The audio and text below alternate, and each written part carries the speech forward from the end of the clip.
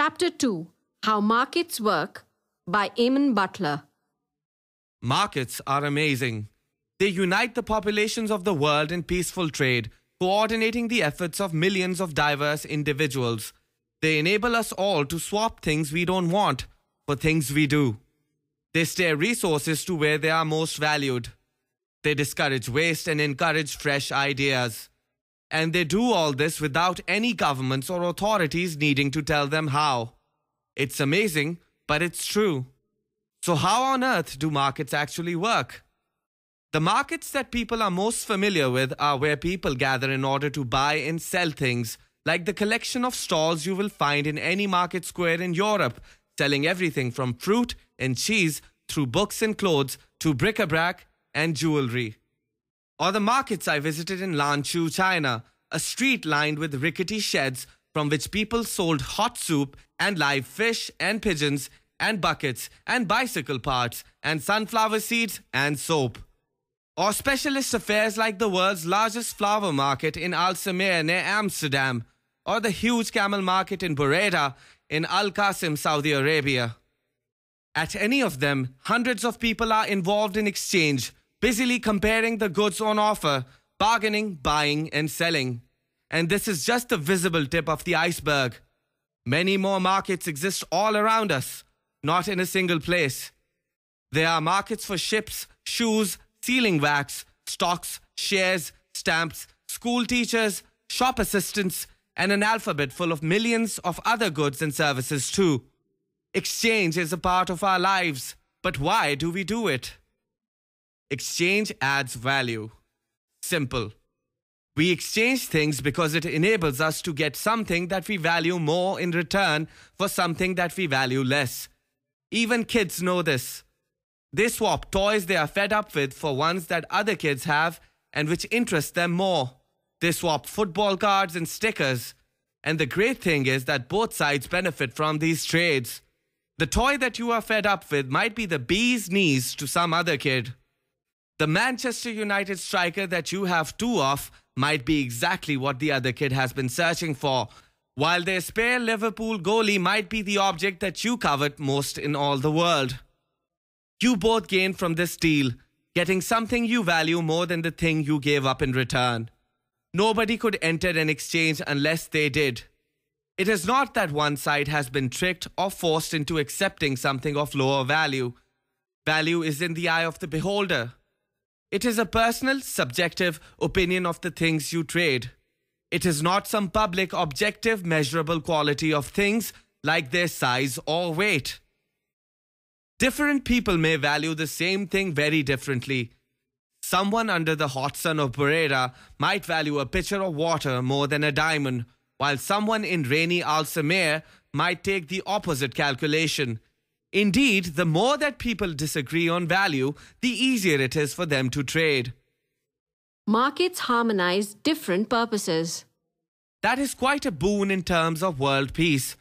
We do not have to agree with people's politics or culture or religion to trade with them. All we have to do is disagree on value, which is quite easy, particularly in view of how diverse are the world and its products. Dates and wine do not grow well here in Britain, but I can buy them from Iraq and Chile without having to agree with the producers on anything except the price. In the schoolyard, the price of a Liverpool goalkeeper is one United striker. But in most markets, when we speak of price, we usually think of money prices. Money is nothing special. It is not a measure of something's value. It is simply a good that people will accept in exchange for an item, knowing that it can easily be exchanged later for something that they want. It saves hungry barbers searching around for bakers in need of haircuts. They can cut someone's hair for cash and then use the cash to buy bread from another person later on. How price communicates.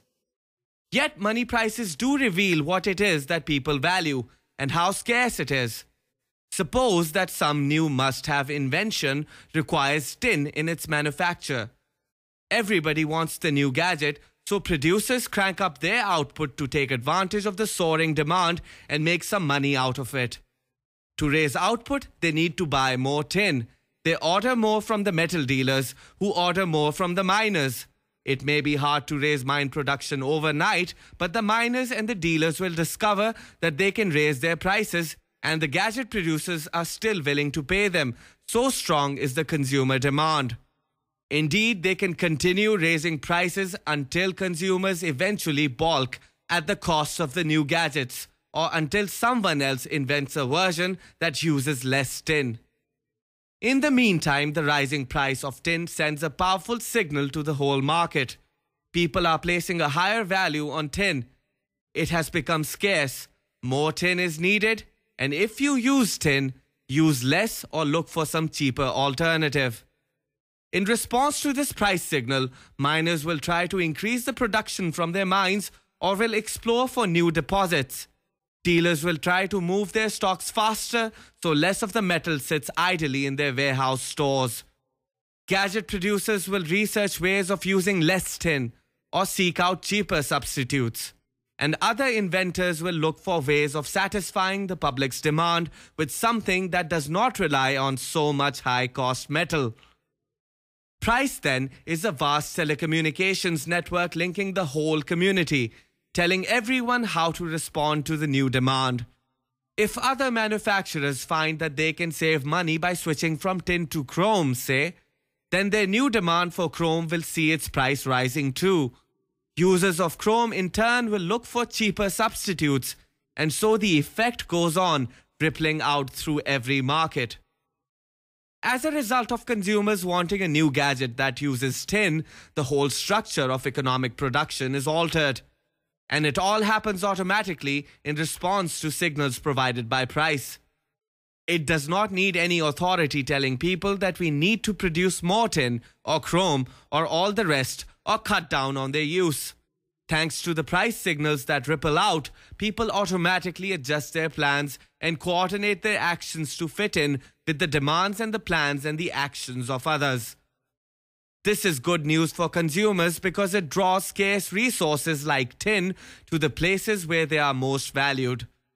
If producers can capture high prices from supplying a valued resource to customers, then more producers will spend more effort doing just that. Automatically, each and every resource will be steered to where consumers most want them. Likewise, it is good news for the planet, because if people can respond to price rises by using fewer scarce resources, they will. Producers have every incentive to use the cheapest mix of inputs they can find to create products of the quality that consumers want to buy. A spontaneous arrangement. This arrangement, based on voluntary exchange and the prices that emerge through it, is the market process. It is a hugely efficient process despite the fact that it comes about quite naturally. It does not need to be thought out or consciously designed. It grows up spontaneously like language or social conventions and survives because it happens to be useful to us. This spontaneous social order is not perfect, of course. Nothing human is perfect. The structure of production does not instantly snap into some new balance just because the demand for tin changes. Things take time to adjust, and people make mistakes along the way. They may know what is going on close to them, but they cannot know exactly what is happening everywhere else.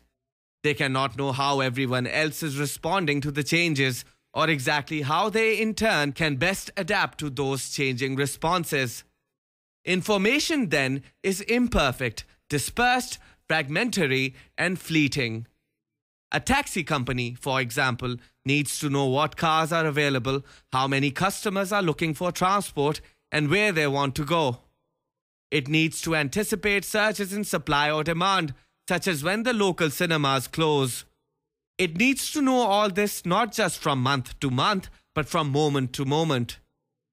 There is no way that a central planner in a large country could collect all the local information needed to make sure that a taxi is waiting for everyone who needs one. By the time the information has been transmitted to the planning board, it would already be out of date, even before it was acted on. And much of the information required is just the gut feeling of the local people, which cannot be summed up in words and passed on to planners anyway, such as whether an important football game on television is likely to reduce the number of people wanting to go out to the cinema that evening. The market is able to respond to such dispersed, local, incomplete personal information far better than any central planning system. Indeed, given the number of different ways of allocating our resources, no central planner could possibly cope anyway. Should we produce oil or wine? A planner would want to find out what people want and how much they want it, then decide how many trees or vines to plant, organize pickers, make barrels or bottles which in turn need metal or glass, arrange the appropriate transportation, and this with only 2 products. When there are millions, the task is millions of times harder. Yet the market process coordinates all these production decisions quickly and easily. Imperfections drive markets. What motivates the market process is not some central plan, but the alertness of individuals who spot that supply or demand has changed, or that consumers have wants that are going unfulfilled, or that products can be made better or cheaper. Their incentive is the profit that can be made by filling these gaps that other people have not spotted. You may call these people entrepreneurs. But we are all entrepreneurs trying to establish where our abilities will be best rewarded, whether we should learn new skills or change jobs, for example. Profit, though, is earned only by providing what other people want. When it comes to deciding what we should do and what we should make, consumers are in control. It is their votes that count, not their votes in an election where a whole package of political policies is decided once every few years. The votes that count in the market are consumers' money votes, which work like a daily referendum on each of millions of different products and services, revealing which ones consumers value most and deciding which will be produced. Entrepreneurs do not want to produce things that are identical to others. They want to distinguish their products by making enhancements that will attract customers. That is because they face competitors and want to give themselves an edge. Competition is not some dead fact of economic life. It is a dynamic process, a discovery procedure in which entrepreneurs, any of us, try to find out what it is that consumers really want and how much of their cash they are prepared to vote for it. Getting the most out of markets. Many of our politicians have been brought up on textbook economics that has an idea of perfect markets in which all producers are identical, prices remain fixed, and supply and demand always balances. No such world could ever exist. It is the very imperfections of the market that drive economic life towards constant improvement, progress, and efficiency. Markets need rules, just as a fire basket is needed to contain a fire. But politicians should not try to impose their own rules or to perfect markets by intervening with taxes, subsidies, and regulations. Markets are powerful, and messing with them can produce powerfully counterproductive results. Politicians should therefore simply enforce the rules that make them work, the rules of property, contract, and honesty, and enjoy the warm glow of increasing prosperity.